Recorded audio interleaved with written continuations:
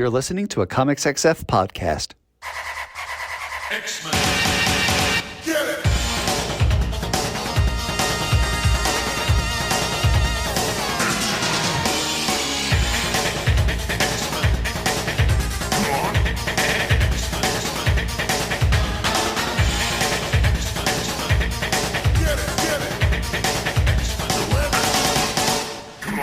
Hey everyone, and welcome to another exciting episode of Battle of the Atom. This is your weekly X-Men podcast where we rank every story from A to Z. I'm Adam.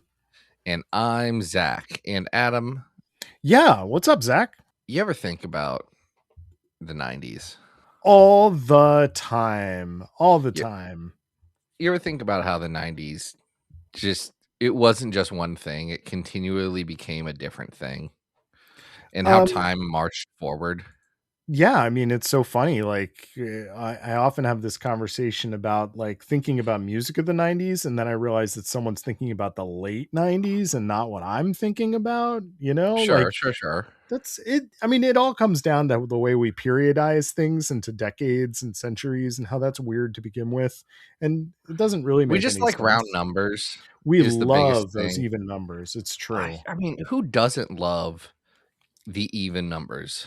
Yeah, no, it's true. And you know, with X-Men, I mean, sometimes we are talking about the 90s because they were really popular then. Well, what I think was crazy about how popular they were is that they had a variety of artists who people were like, oh, this is the guy. This is stuff. This is who we are caring about right now. And do you know who one of those hot names were? Oh, there were so many, you know, over the years. You had like your Joe Mads. I mean, right after Jim Lee and Will Portacio bolted, like it was Art the Bear for like a hot second. And then there is the guy who is the subject of this episode. There was Jeff Matsuda. That's right, everyone. We have a Matsudasode going on today, and we are so excited for the Matsudasode. Yeah. This was requested by Patreon supporter Russ. If you want to be like Russ, you can go over to patreon.com/Battle of the Atom, reach deep down into your hearts and pocketbooks, and you know, toss a couple of coins in our coffers. If you do that, we will take one of your ideas. And this is what I think is beautiful. We'll take an idea and we will grow it. We will blend it. We will create it into something. That something's an episode based around a theme, an idea, all of that stuff. And that's what we do. That's all we do. So again, $5 a month.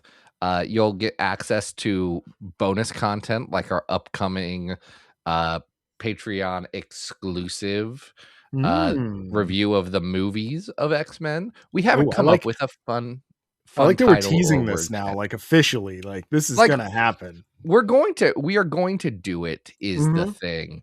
You know what? If we were keeping with the theme from last week's episode, I would have said we should title this the spin-off Patreon exclusive podcast of One Battle of the Atom After Another.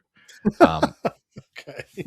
But that's a joke that only works in the context of last week's episode and none other times. It's still Oscar season, you know? I'm not indefinitely.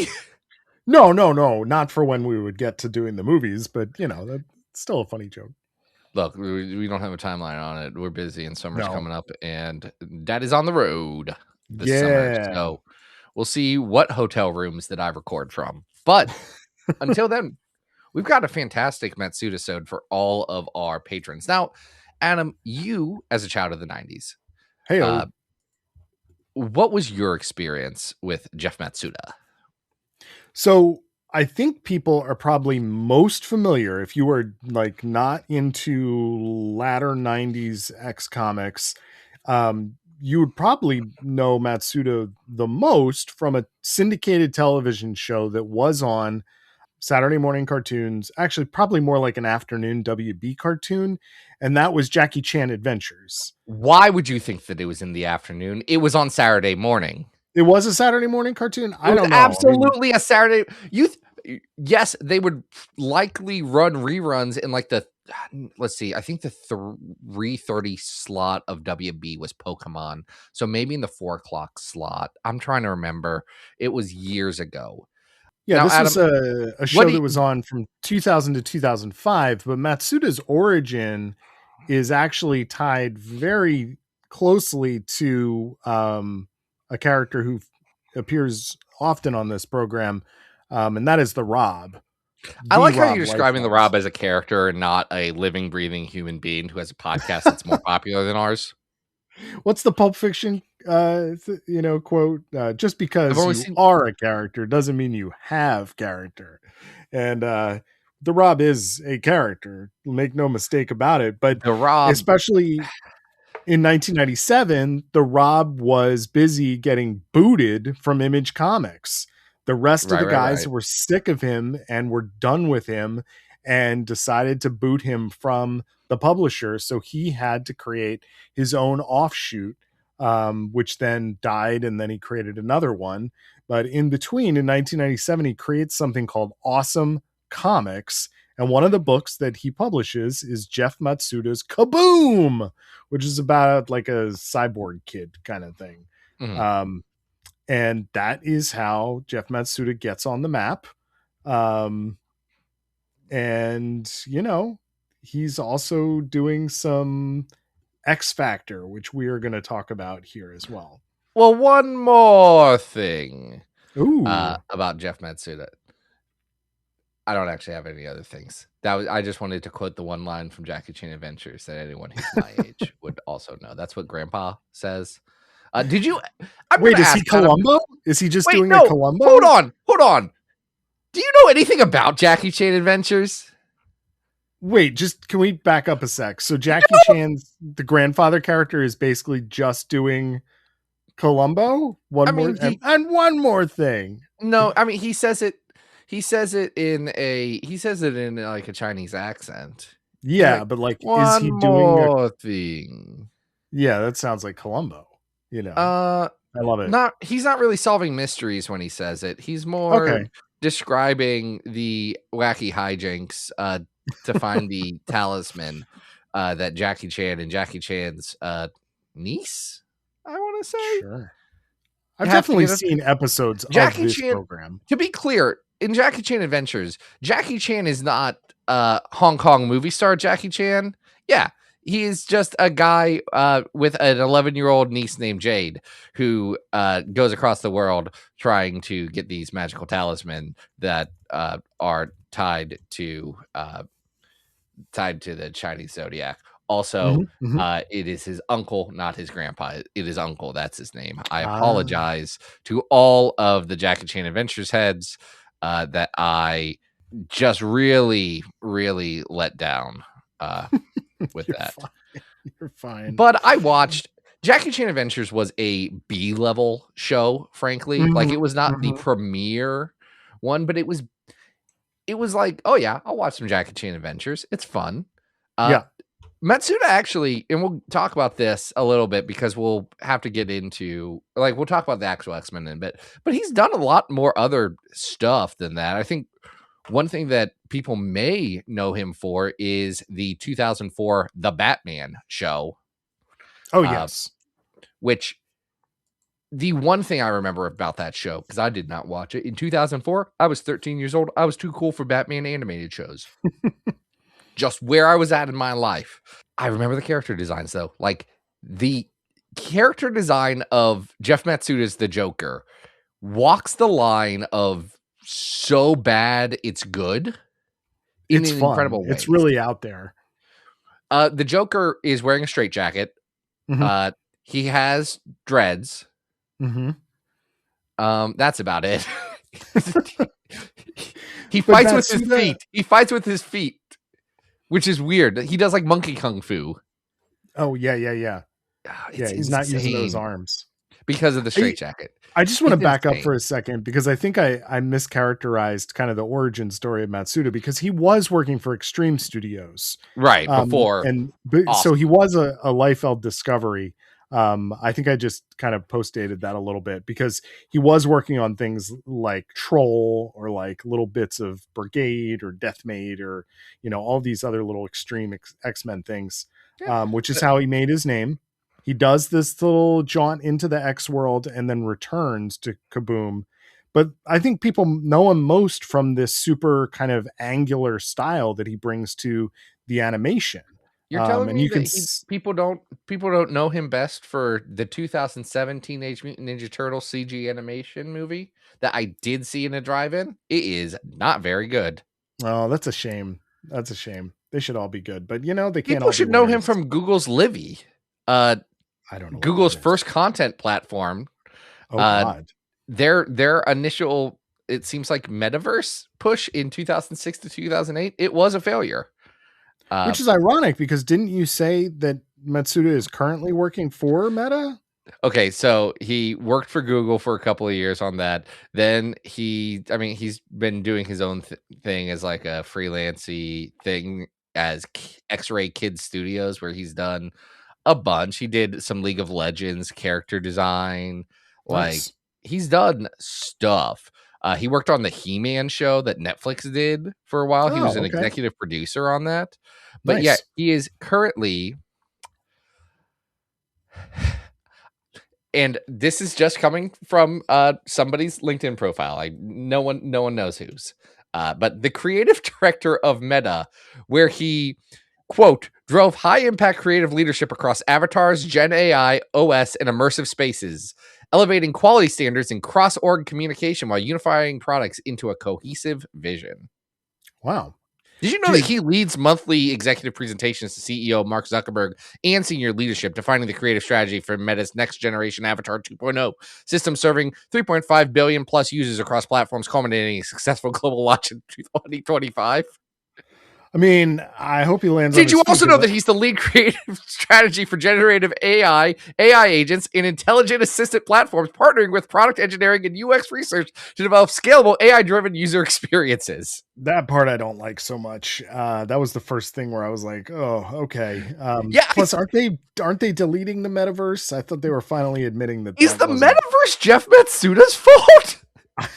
I hope not. It sounds like the metaverse is not not entirely not Jeff Matsuda's fault. Listen, Jeff Matsuda has a hand to play in the metaverse. It's definitely a Zuckerberg problem, but yeah, he's definitely there. What we should go back to 1997, and we should go back to a time when the X Factor book was resetting yet again. This book has a tendency every 70 or so issues to like say, hey, why don't we just shake up the roster and do something completely different? We saw it with the Peter David, Larry Stroman reset in the 70s. And here in the 130s, X Factor has this arc called Underground, where it's kind of been working up to this over the last couple of issues. But this is the issue where the roster just like completely develops into what it is going to be moving forward. And it's an interesting group of characters. So it's 1997. This is written by Howard X. Mackey. Yep. We know him. Jeff Matsuda and Art T. Bear are on this for pencils and inks. That's the team for 31 and 30, or 32 and 33. 131 and 133, I should say. Excuse me. Eric Battle does 134. Where Mystique is at her limit and out of control. She is absolutely at her limit. Important to note, I always like to note this, that Art D. Bear is a known comic skater. So take that for what it's worth as you think about whether to support his work in the present.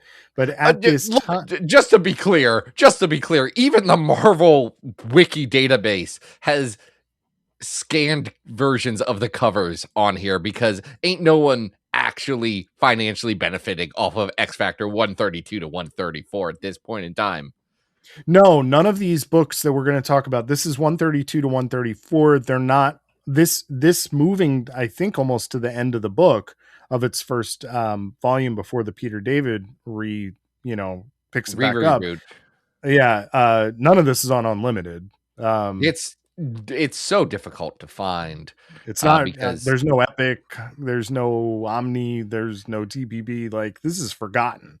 which, look, to be fair, the team in this book is Forge, Mystique, Sabretooth, Polaris, Shard, and Wild Child. It's a weird group, and it always fascinated me because, like, I know this cover for 132 so clearly because in DK's Ultimate Guide to the X-Men, a book Of that course. I did just pull out of thin air because my daughter was looking at it the other day, and I just haven't put it back. They do have a picture of this cover in here. So I've always known, hey, Forge had a weird team of X Factor that was kind of underground. I wonder what that was about. Because it's like, this is Shard. No explanation. What a name. As a huge Bishop fan, I will say. I don't know if I would call you a huge Bishop fan. You're like above average height, but you're a pretty slender guy, all things considered. Thank you. I appreciate I think that. you're like an average size Bishop fan. As a 6'1" Bishop fan, I just wish that Shard had a different name. Like, it's a terrible name. Anyway, so the status quo that is set up here is that Forge is going to march in. We get a brand new villain with the United States government. This is Bowser. And he's going to quit. X Factor quits. And here's a CD-ROM with our separation demands. And then he proceeds to fake all of their deaths. And then that status quo lasts for, what would you say, Zach? An issue and a half. Issue and a half at best. Yeah. Where they're like, actually, we haven't moved out of our base. Actually, we are going to tell the people who we just faked our death to that our death has been faked. It's all a ploy kind of to get this kid named Trevor Chase, who is the grandson of Destiny, get him safe because he was being kidnapped and taken in by the Hound program that Bowser and the US government were setting up. Now, this is right after the assassination of Graydon Creed. Yes. Which is why Mystique is captured. And here's what I think is pretty interesting about that. I think there's a really, really compelling story.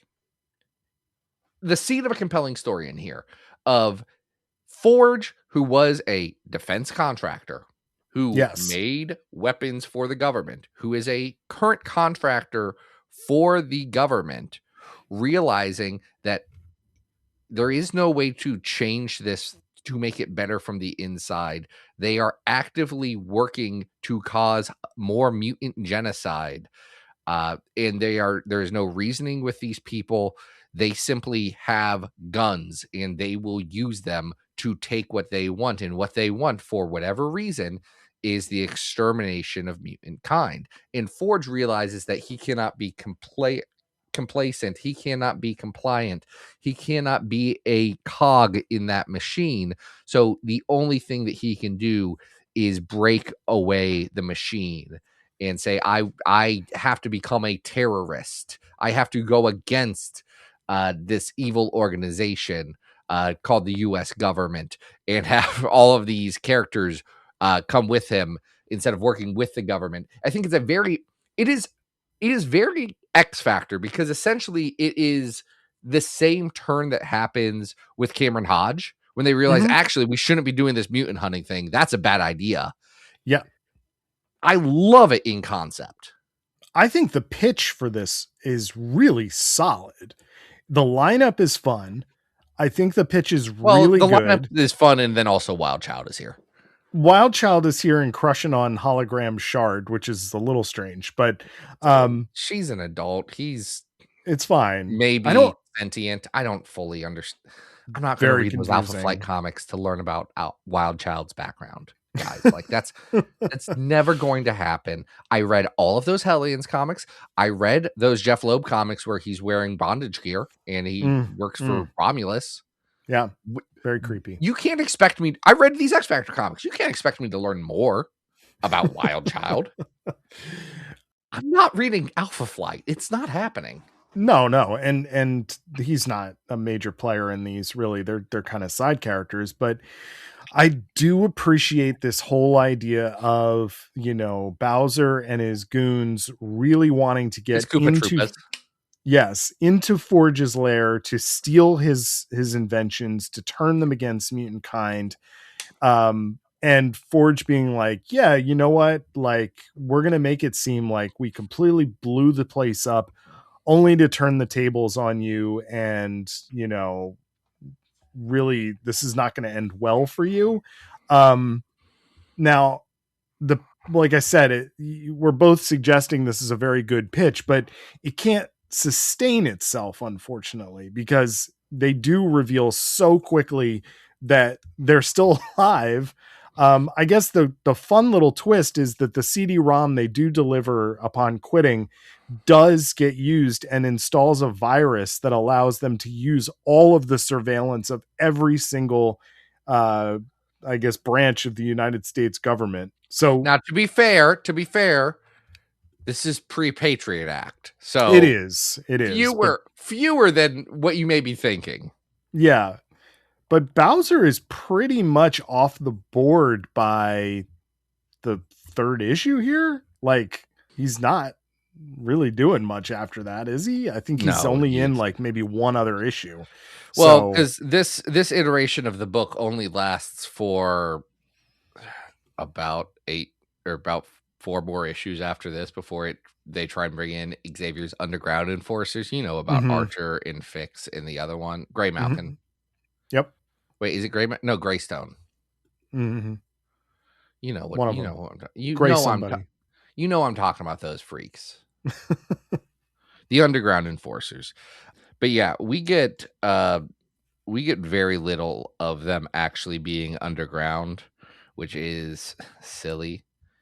Yeah, but it's unfortunate because I do think this is a cool idea, and I think Matsuda brings a lot of style, a lot of flair to this book. Let's talk about Matsuda's art. Yeah, it's an art style that's definitely, influenced by manga. It's manga AF. Yeah, it clearly has like the anime hair, the giant eyebrows on some characters, occasionally drifting into like the big giant saucer eyes, not on everybody. But he's not afraid to draw, instead of a little shading at the tip of somebody's nose, a big Z that's like jumping off of the person's contour.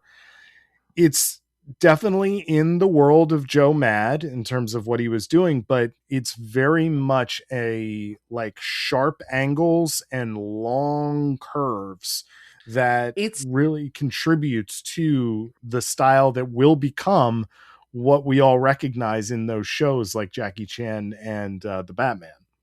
It feels like he is Joe Mad mixed with some Todd McFarlane. Oh, yeah, that is a very good comparison because some of the more cartoony elements that McFarlane does, then this is something Matsuda is putting down too. Which feels like if you want to be a big commercial hit in 1997, that feels like a pretty potent combination. Yeah. Yeah.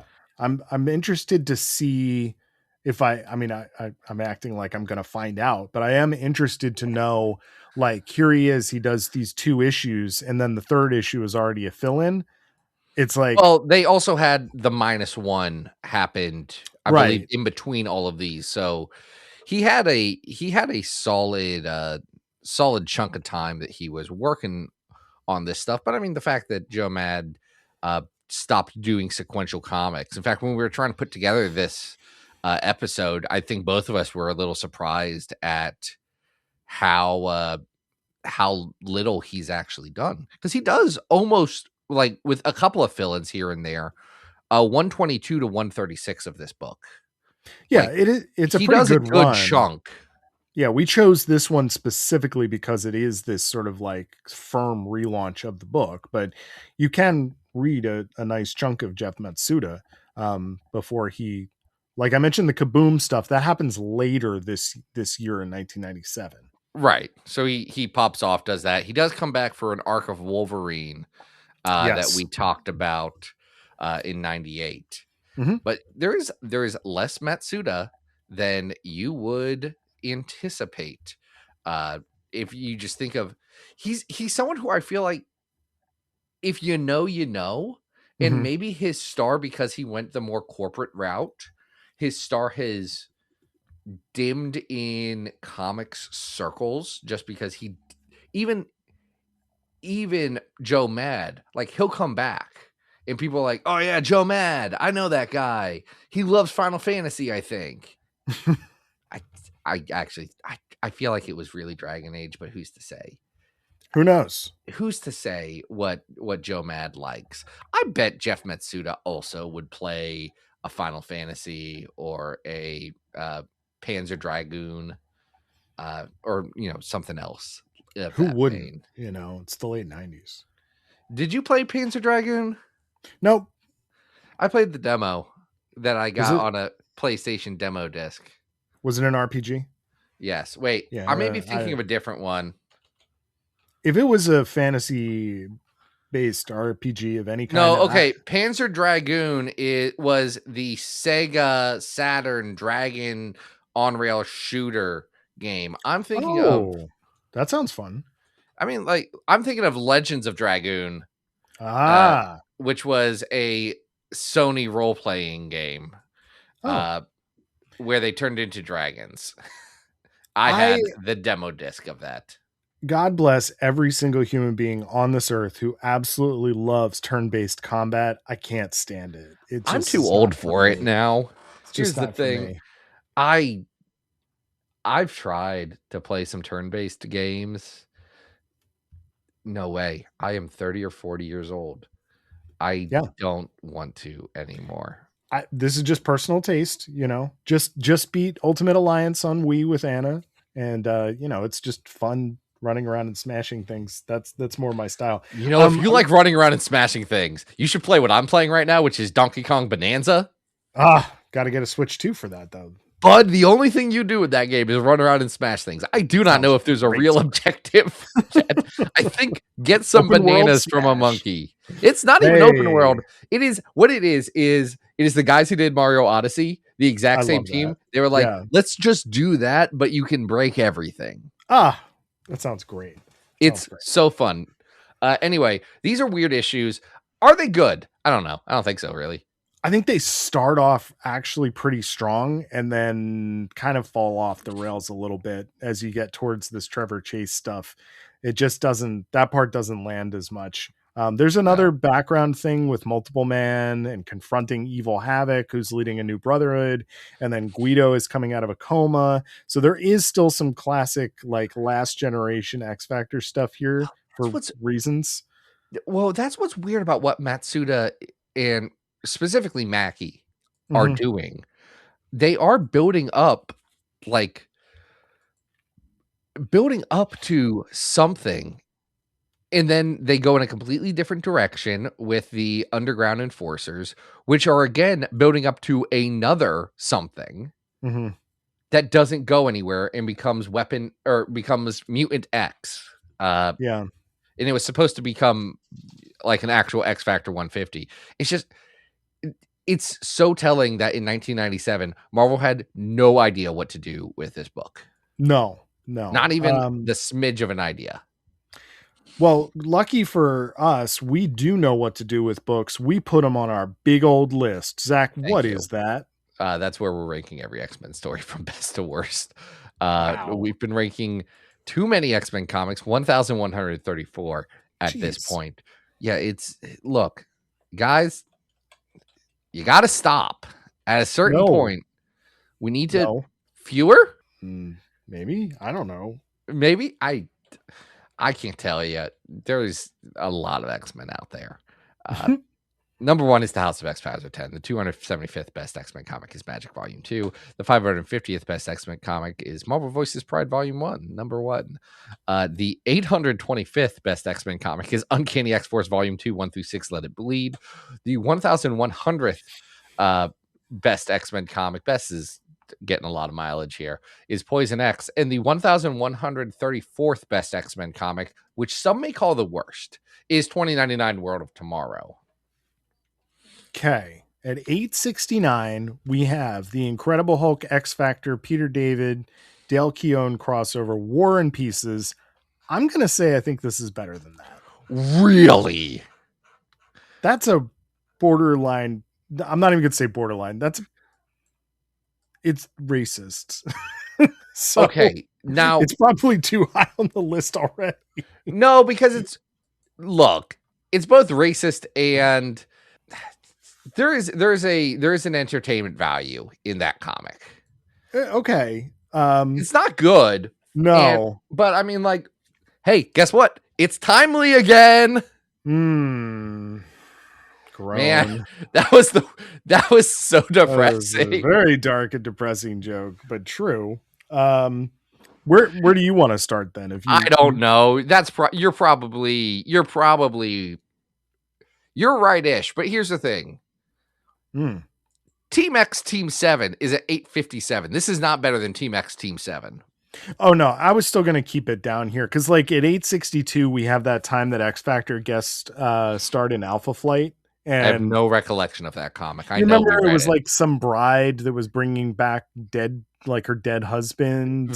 So Alpha Flight dressed up like X Factor. It's a very non-issue issue. Yes. Yeah. I'm not reading Alpha Flight though, so it's okay. Like we're on that.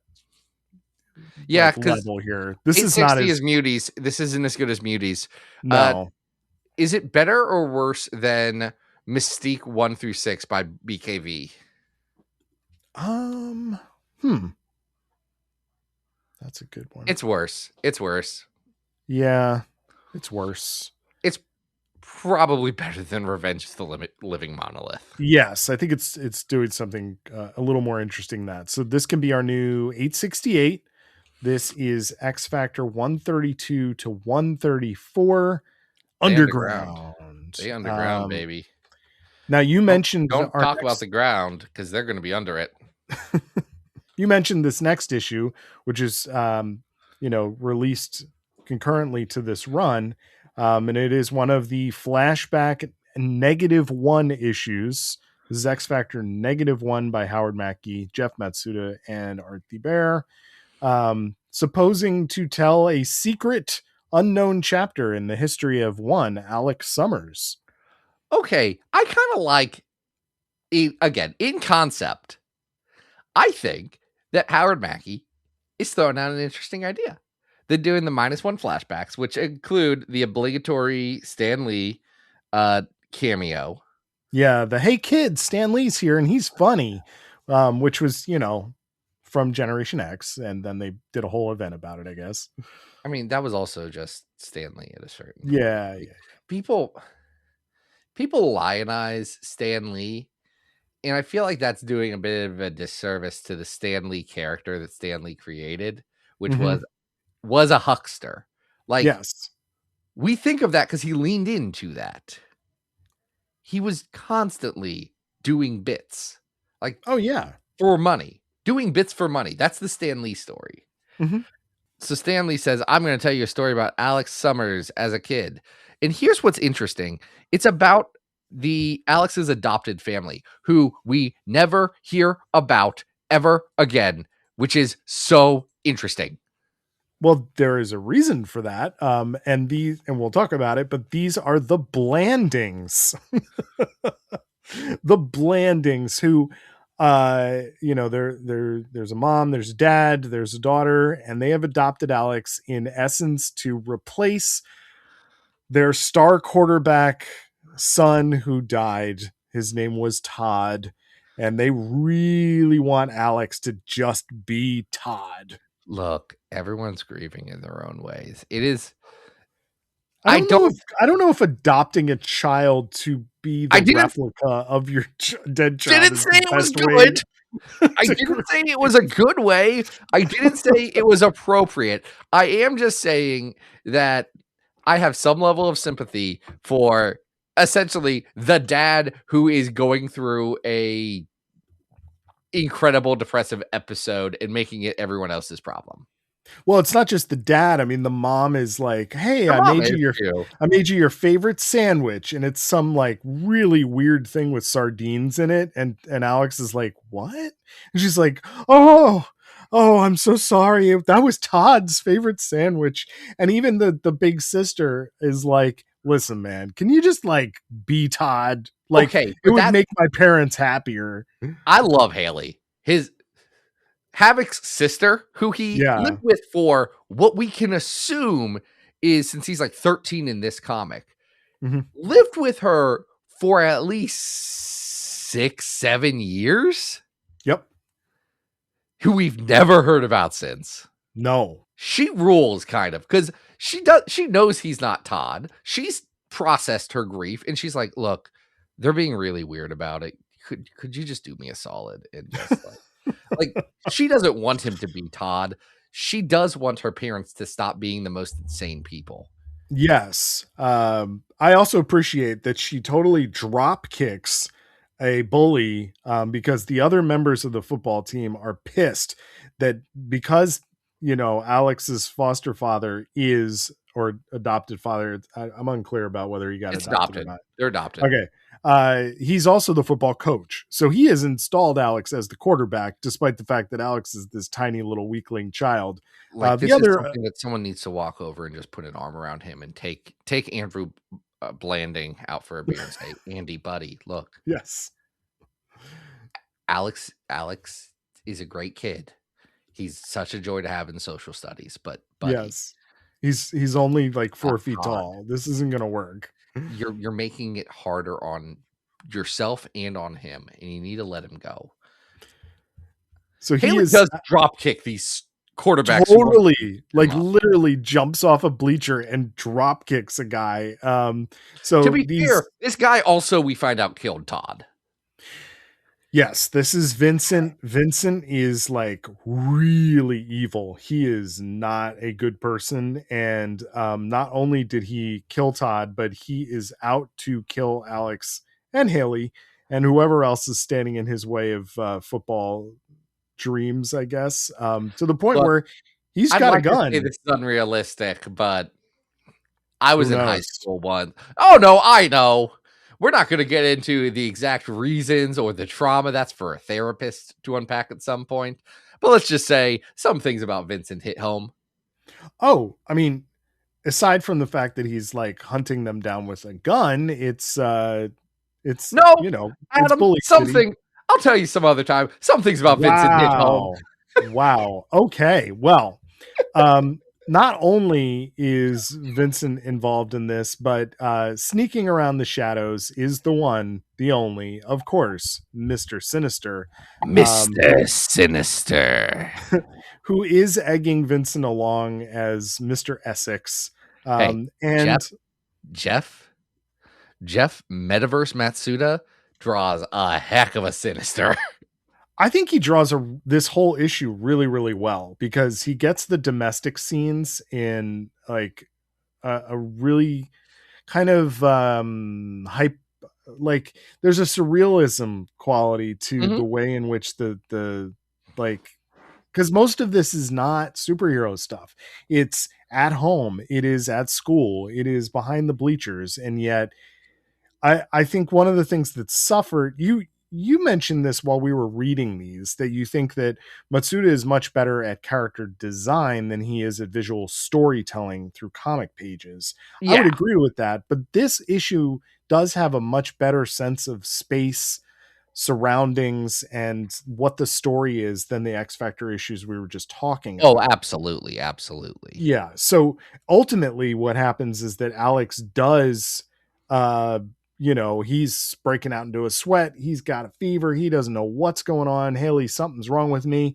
He straight up uses his powers and bakes Vincent into a skeleton. He murders a guy. Yeah. And Sinister is there to wipe everybody's memory of this incident and make Vincent's corpse go away so that Havoc will never recall this happening. It's wild. What's so weird about it is just from a plot standpoint, why wouldn't you let Havoc, like, fine, erase Haley's memory of this.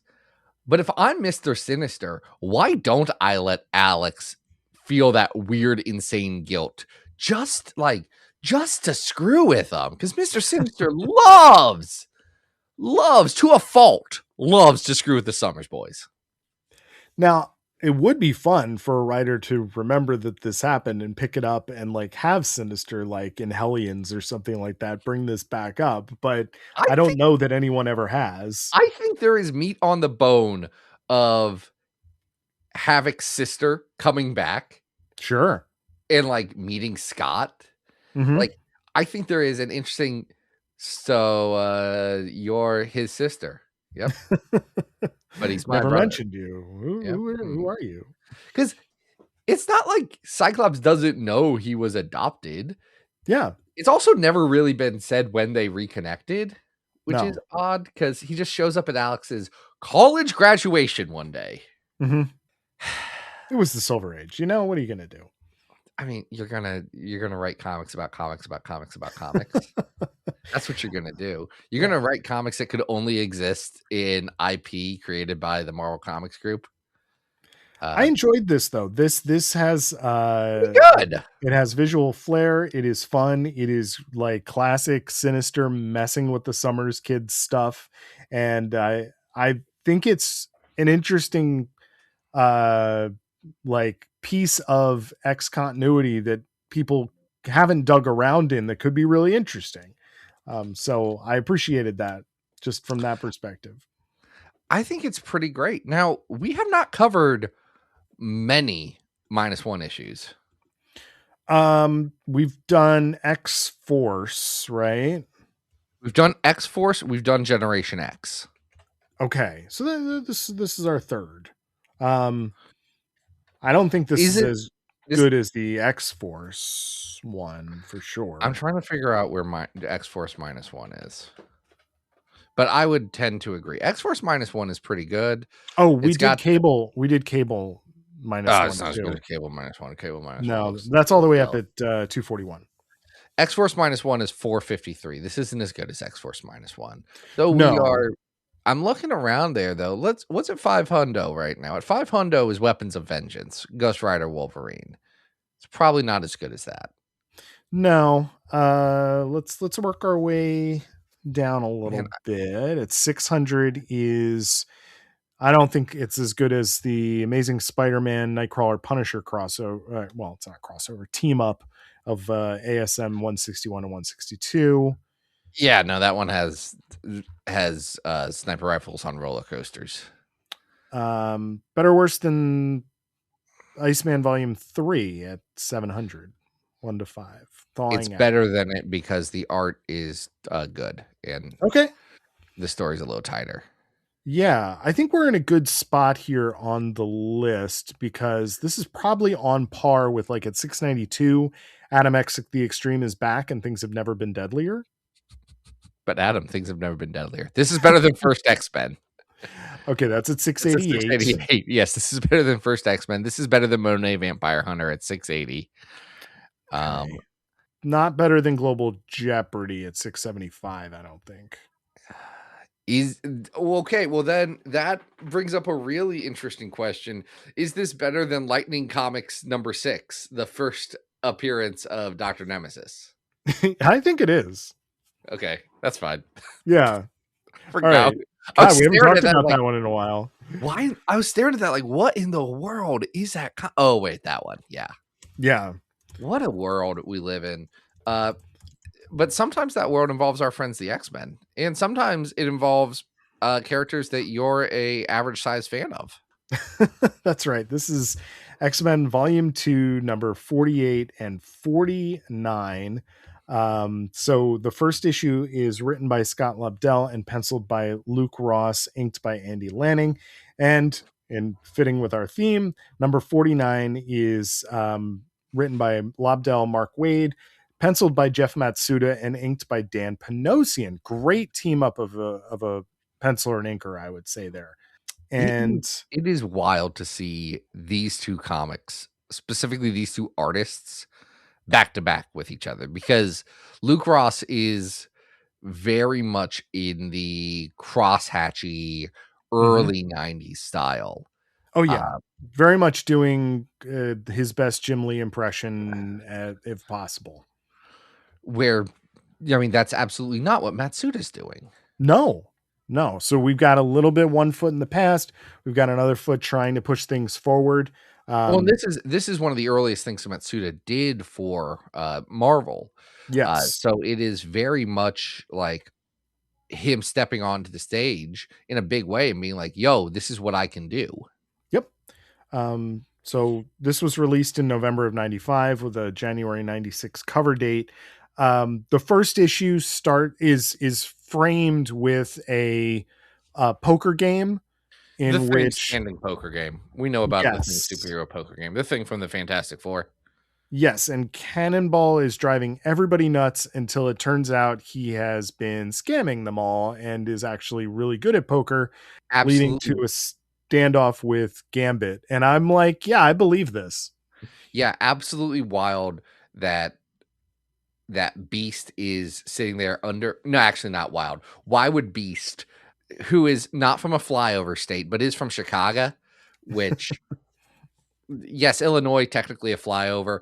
I would say that Chicago is very different culturally than some of the other flyover areas, specifically than Kentucky. Chicago has a love-hate, mostly hate relationship with the rest of Illinois, especially the parts that lead down across the Ohio River into Kentucky.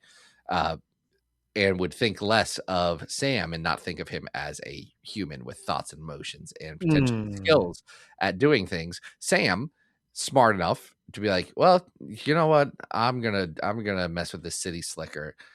He doesn't think I can play cards. I'll show him I can play cards. And here's the thing: Sam comes from a big family. Adam, I'm not sure that you grow up with like big Catholic families around you? Like, No, I okay. didn't. So I did. I Mhm. grew up with like, oh, we have 8+ kids type Okay. family. Yeah. Each and every one of those freaking families knew how to play cards. Oh yeah. Every single one of them would beat your rear end in cards. It was just a known thing. It's just that's what they do. So it's when I saw this, I was like, I had that chuckle of recognition of Scott Lobdell knows this guy. Scott Lobdell has met this person before. It makes so much sense, and it actually is a really fun character moment for a lot of reasons. The other thing that is going on here that is going to go across the two issues is that Bishop is having this issue where he is having memories from a past that he doesn't remember being his past. Gene is trying to help him through this. He is being kind of flirted with by a waitress at a diner.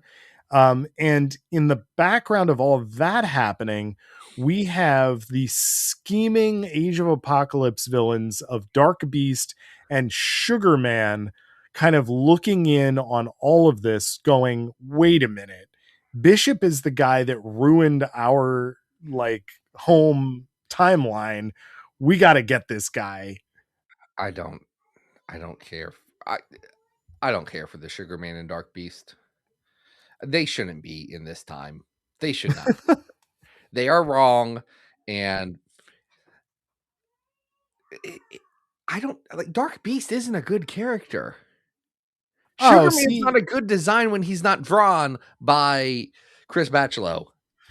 Listen, I don't understand Sugar Man's presence here. I don't hate the Dark Beast stuff because I think that he actually does provide an interesting dimension to all of these things, especially because he is sitting in, your typical supervillain layer of TVs, and it is revealed in 48 that it is being powered by like some gross Cronenbergian brain monster that he has just grown in a petri dish, which is pretty sick. I had not thought about that in so long. It's disturbing. The brain thing that's in here. Eyes. It's wearing a Ninja Turtles mask and it's chained up. And It looks so pathetic, and I'm like, what in the world is that? Oh, yeah. Uh, Um, it but is wild. the Bishop stuff doesn't come to much. He spends the entire second issue basically in like a battle with what is it, Fatale? Turns out the waitress was actually Fatale, everyone's favorite 90s X-Men femme fatale. Sure. Fatale works The for Dark problem with Beast, has been the problem with spying Fatale is that she's not risque. or Copycat or any other blue skinned, jumpy person. Like, Like this could, they already had risque. Risque's better. yeah. Like if you need that character at this exact time, risque is much better than Fatale. I would agree. It's also a really awkward thing to have Bishop just being like, yo, why is this chick like scamming me? And He does like, pull a gun on her, and which you're like, is Bishop, dude, what are you doing? And then you realize, like, wait, he was right. And you're like, oh, that feels weird. I don't like that. it's Bishop's going through a lot because they've realized that they don't know what to do with Bishop. Yes. A problem that they will have indefinitely.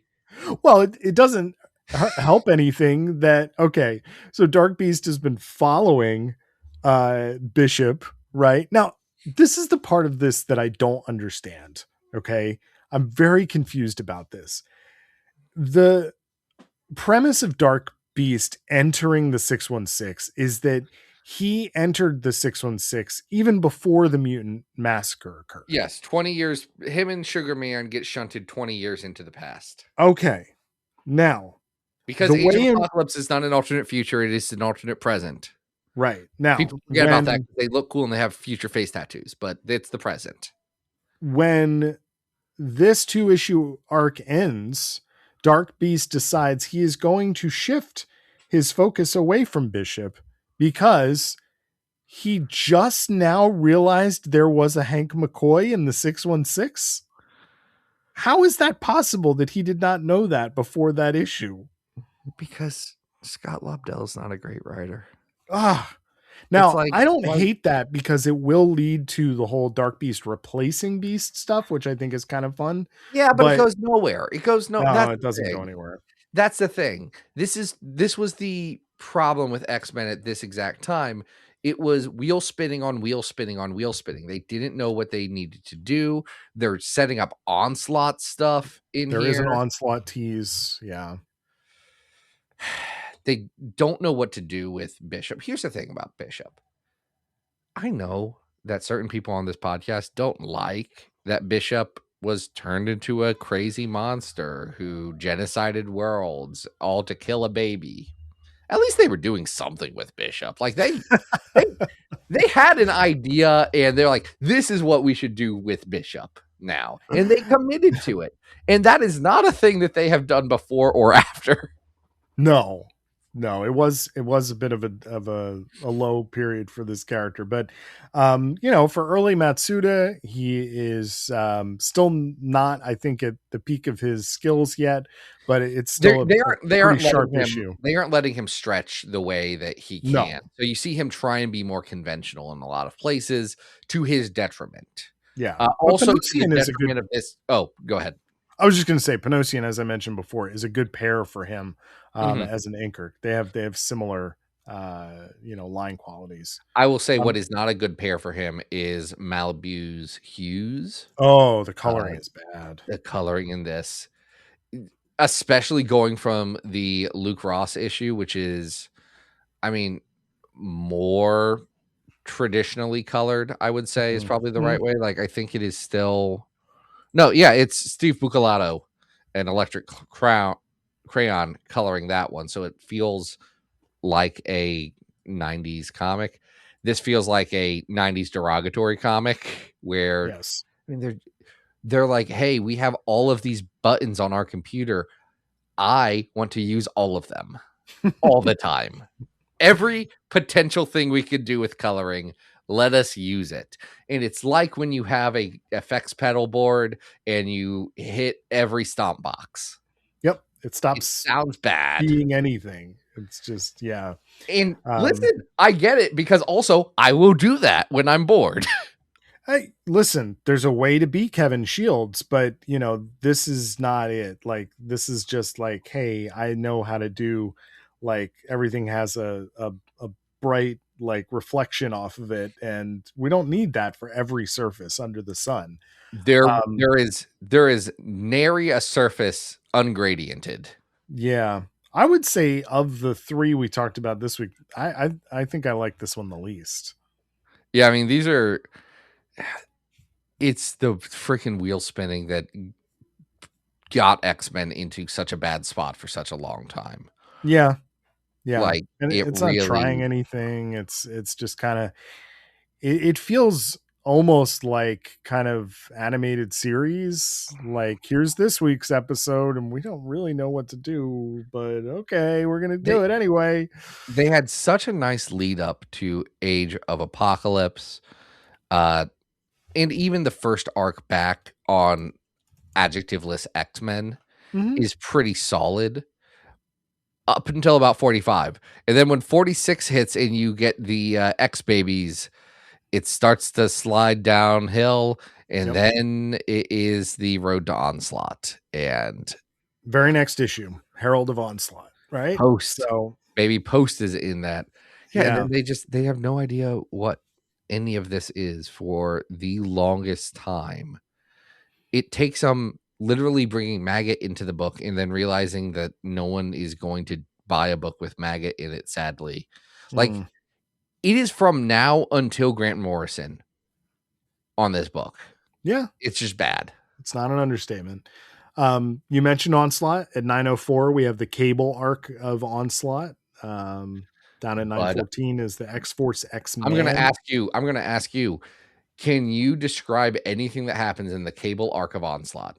Dude, I don't remember much about that stuff at all, but I think it's lower than that because I'm looking at what's around it. And I've read so much Onslaught, I cannot tell you individually what happens. I believe in the X-Force one, they team up with Nate Gray for reasons. Okay. That I remember. I'd say we're on par with like 924, which is Sabretooth Mystique. Okay. I mean, sure. Is it? No, Ascani-san is at 933. Ascani-san's better than this. Okay. I'm working my way down. District X 7 through 12 Underground is better than this. It is more ambitious. It is trying to do something. It's failing, but it is trying.